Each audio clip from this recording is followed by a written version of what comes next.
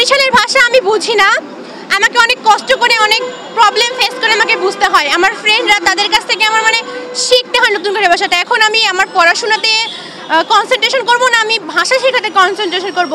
সেখানে প্রমিত ভাষা সেভাবে কথা হয় না, বাট আমাকে প্রমিত ভাষার বাইরে থেকে কথা শিখতে হয়, যার কারণে আমার কথার টোনগুলো এখন বরিশালের ভাষা আসতেছে। আমি মুনতাহা মুস্তাফিজ মৌনতা, আমি মৌলুহার ইসলামিয়া ফাজিল মাদ্রাসার একজন স্টুডেন্ট।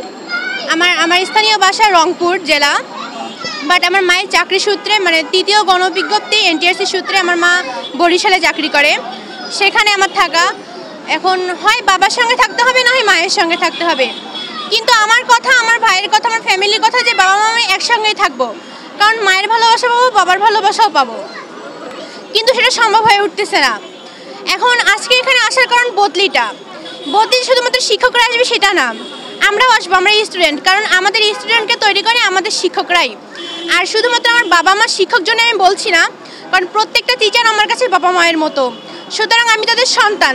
তো বাবা মা যদি যখন বৈষম্য বিরোধী আন্দোলন চলছিল তখন আমরা নিশ্চয়ই মাঠে নেমেছি, তখন দেখা গেছে অনেক শিক্ষকরাই আমাদের সঙ্গে মাঠে নেমেছে, আমাদেরকে সাপোর্ট করেছে।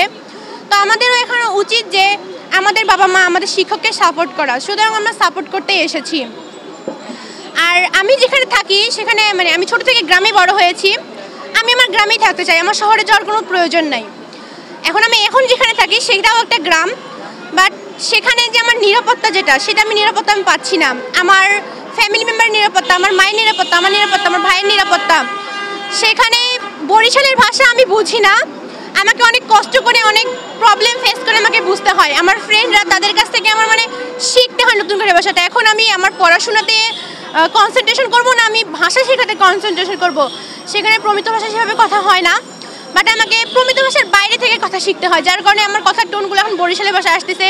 যার কারণে বড় কোথাও জায়গা গেলে সেখানে আমার এই বরিশালের ভাষায় আসতেছে, আমার আর প্রমিত ভাষাটা আসতেছে না।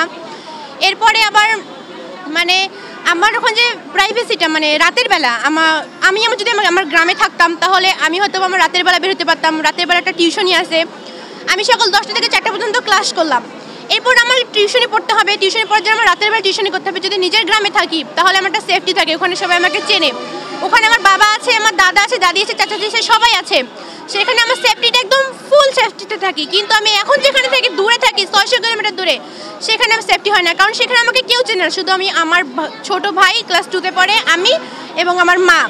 সেখানে যেন সন্ধ্যা লাগলে মনে হয় যে কোথায় যেন আমি এখন যাবো, কোন ঘরে যে ঢুকবো, দরজা তালা লাগিয়ে দিয়ে সবাই ঘরে থাকি, দিনের বেলায় সব কাজ শেষ করে ফেলি। আর ওখানে টিউশনি খুঁজবো আমি কীভাবে, সেখানে আমি কাউকে চিনি না, নতুন গেছি, শিক্ষককে কেমন পড়ায় এক্সট্রা আমি সেখানে টিউশনের জন্য শিক্ষকও খুঁজতে পারি না। আরও অনলাইনে যে ক্লাস করবো সেখানে নেটওয়ার্কও প্রচুর খারাপ। আর তাছাড়াও এইসব তো আছেই, তাছাড়াও যে 600 কিলোমিটার দূরে যে আমি যাই, আমি জার্নি করতে পারি না, বাস জার্নি আমার আমি পারি না, যেটা কথা। সেখানে আমাকে এখন বাস জার্নি করতে হয়। শুক্রবার শনিবার আমি বন্ধ পাই স্কুল থেকে, সেখানে আমি যে শুক্রবার শনিবার যে আমার বাসায় যাব, সবার সঙ্গে যে দেখা করব, সেইটাও হয় না, কেননা 600 কিলোমিটার দূরে 17 ঘন্টা লাগে যাইতে। আমি যে যাবো আর আসবো, 2 দিন আমার শেষ, আমি থাকবো কীভাবে? আর আমি একজন স্টুডেন্ট, আমার 20 দিনের আমার ছুটি নেই বললেই চলে। আর ছুটি আমি কেন নেব? আমার পড়াশোনার ক্ষতি হবে, সেখানে আমি ছুটি নিতে পারি না 1 সপ্তাহ ছাড়া। আর আমি যদি 1 সপ্তাহের জন্য যাইও, সেখান থেকে আমার আসতে ইচ্ছা করে না। কীভাবে ইচ্ছা করবে? কারণ ফ্যামিলি ছাড়া আমি কীভাবে আসবো?